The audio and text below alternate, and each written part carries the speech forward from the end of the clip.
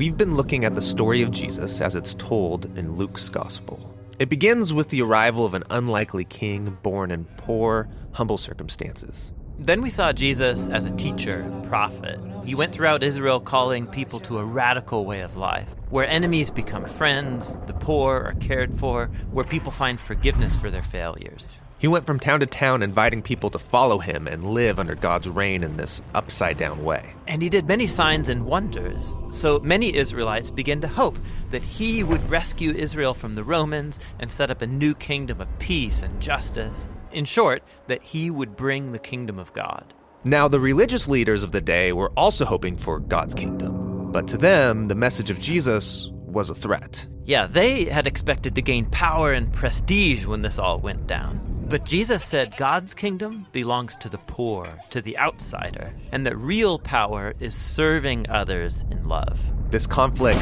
intensified when Jesus, while in Jerusalem, disrupted the temple sacrifices and called Israel's leaders a gang of rebels. So they arrested Jesus, and they had him accused before the Roman authorities of being a rebel king. He was handed over for execution, even though he was innocent. Then he was taken outside the city and put to death on false charges. This brings us to the final section of the Gospel of Luke.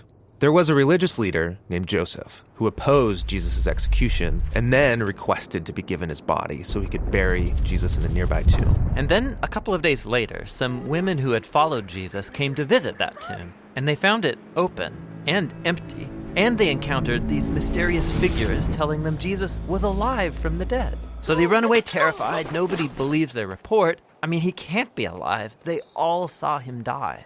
Now, just outside of Jerusalem, a pair of Jesus' followers were leaving the city, traveling on a road to a town called Emmaus, and they were sad and confused about everything that had happened. Then Jesus shows up, walking alongside them, but they don't know it's him. Yeah, that's weird. Why couldn't they recognize him? Yeah, it's an odd but really significant image for Luke.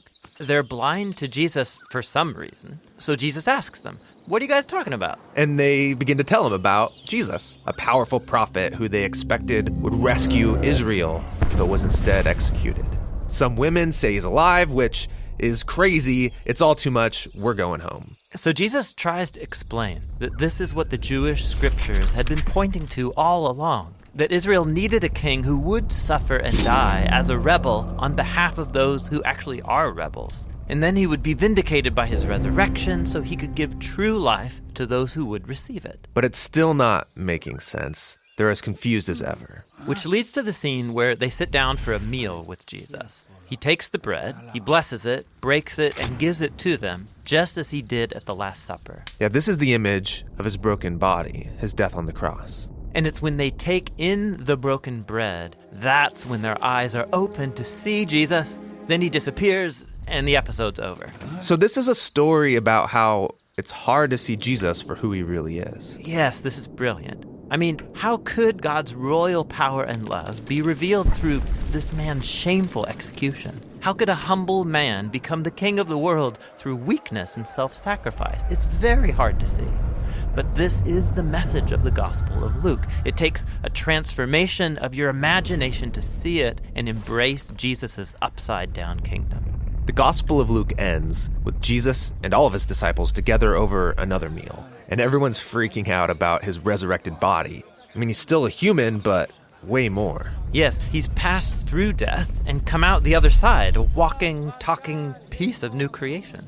And then Jesus tells them that he's going to give them the same divine power that sustained him, so they can go out and share the good news of God's kingdom with other people. After this, Luke tells us that Jesus was taken up into heaven, which is a cool exit and all, but why disappear into the sky? So in the Old Testament, the skies are the place of God's throne. They're above everything. So this is Luke's way of showing that Jesus has been enthroned as the divine king of the whole world. His followers stay in Jerusalem, worshiping God and Jesus, waiting for this new power, and this is where the gospel ends. Now, Luke is going to write about how they receive this power and take the news out into the world, and that's what his second volume, the book of Acts, is all about.